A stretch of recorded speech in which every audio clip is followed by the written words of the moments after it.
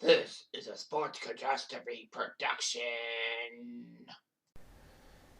Hey there, Heather Ho there. It's Jeff Cutter Diamond. Welcome you to another Sports Catastrophe birthday boy. And the birthday boy for today, November 18th, is a MLB pitcher who has longevity records. The oldest player in many factors. He played for many teams in his 25-year career in baseball. Hard to get a 10-year career sometimes, but he did it in 25 years.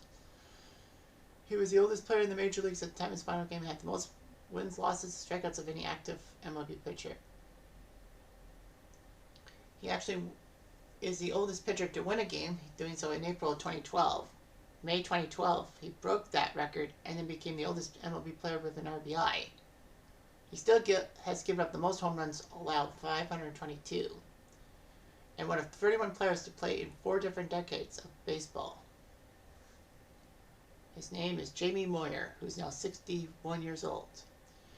Jamie Moyer came from Sellersville, Pennsylvania, and played high school baseball in that area, and then went to St. Joe's University to play for the Hawks, and won 16 games in 1984 for them. His number was retired by St. Joseph's. That was number 10. Anyway, the Cubs would select Moyer in the 6th round of the 84 draft. It took him a couple years till 1986 for him to debut in Major League Baseball June 16th, 86, against Steve Carlton in the Phillies, and he actually won. So he did fine. In 1987, he was 10th in strikeouts, despite being 12 and 15. 1988, he had a terrible year at 9 and 15. All that. His ERA did better, but Cubs decided to trade him to Texas in a 9-player deal that saw Rafael Palmeiro also traded to Texas for Mitch Williams. So the Cubs had Mitch Williams in their bullpen. Moyer, unfortunately, would have some awkwardness and would be in the bullpen for most of his time with Texas. He was made a free agent, and St. Louis snatched him up. He made 7 starts for the 91 Cardinals before being sent to the minor leagues. Moyer went to spring training with the Cubs on a Cubs deal, but was released, and the Tigers got him into the minor league system. So it looked like he would be a major player in the minor league move. He signed with Baltimore. He was actually called up May 30th of 93 and helped Baltimore with 12 wins. His ERA was low. But by 94-95, he was back pitching and all that, so he was back with a major league job. Baltimore released him free agency. He was signed by Boston and made 10 starts for the Red Sox in 96. In the middle of the 96 season, Moyer was traded by Boston for Darren Bragg to Seattle. And that's when he had his best stretch ever. He was 6-2 as a Mariner and ended up being 13-3 overall. In 97, he put up 17 wins, 5th in the American League.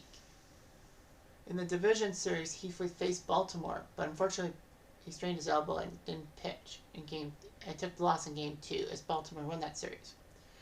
Moyer did decently with 158 strikeouts and 15 wins in 1998.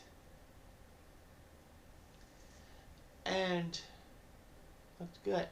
He was 14-8 in 1999, being Seattle Pitcher of the Year. He actually was the pitcher who started the first ever game at Safeco Field for the Mariners in July of 1999 against the Padres. He got a no decision. Seattle was up 2-1 after 8, but they blew the save. Jamie Moyer had a good ERA. His 2.3 ERA after the All-Star break was second only to Pedro. Moyer was 3rd in innings pitched. He put up 13 wins for the 2000 Mariners. He made the opening day start against the Red Sox, but lost. Unfortunately, he would actually have a simulated game, but he injured his knee and could not pitch for Seattle in the ALCS against the Yankees. So Moyer was 13-10 in 2000. In 2001, in the famous 116-win season, he put up 20 wins, tied for 2nd in the American League. and his 3.43 ERA was sixth. He picked up win number 150 career-wise and became the second Mariner in history to win number 20, behind only Randy Johnson. Moyer was 3-0 in the postseason. He won 2 games in the ALDS against Cleveland and won Game 3 against the Yankees in the ALCS. The only problem was that was the only time the Mariners could crack the Yankees, that 2001 LCS. Moyer then only won 13 games in 2002, but got a 3.32 ERA, his lowest.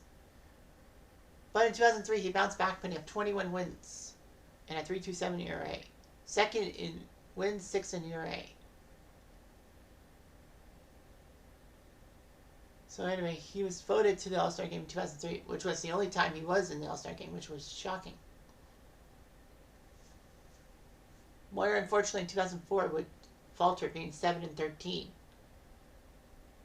And he gave up 44 home runs. He looked good. He was actually 5-0 at one point, but lost 10 straight games. But during the 2005 season, Moyer became the leading win total person in Mariners history, passing Randy Johnson to do that. And his 200th win made him the 25th lefty to do so in Major League history. And then in 2006, he became the 33rd player to start 500 games. So he was actually, before being traded in 2006, he was 145 wins, 87 losses with the Mariners. He had the franchise record for wins until King Felix Hernandez beat him to it. Moyer was then traded to Philadelphia for a pair of minor leaguers to help Philly with their playoff push. All that. He went 5-2 in his 8 starts with the Phillies and signed a 2-year extension.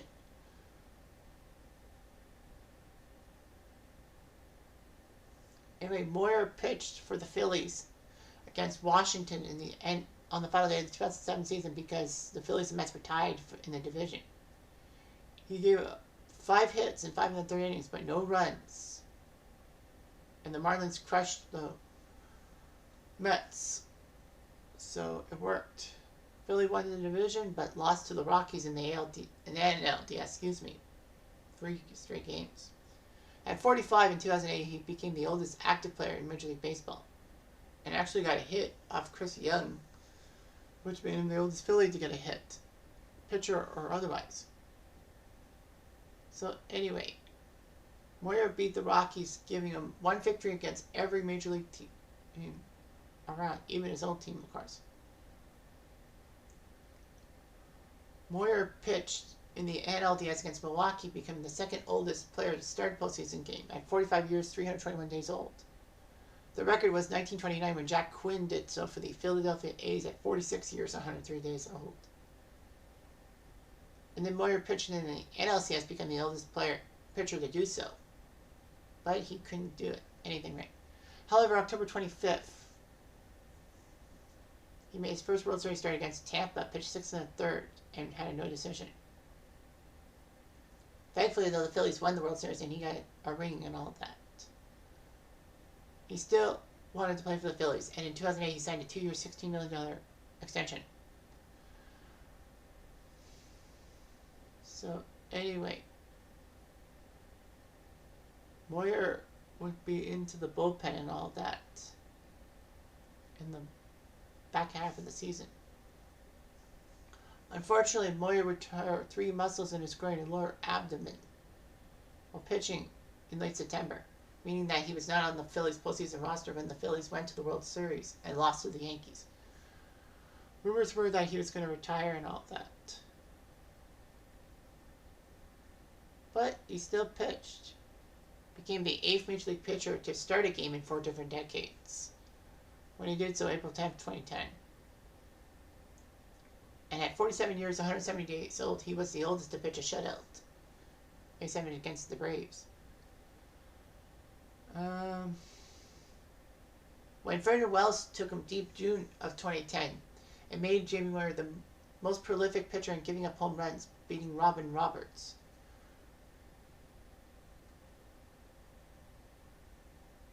He had Tommy John surgery in December 2010, meaning he would be out for a year.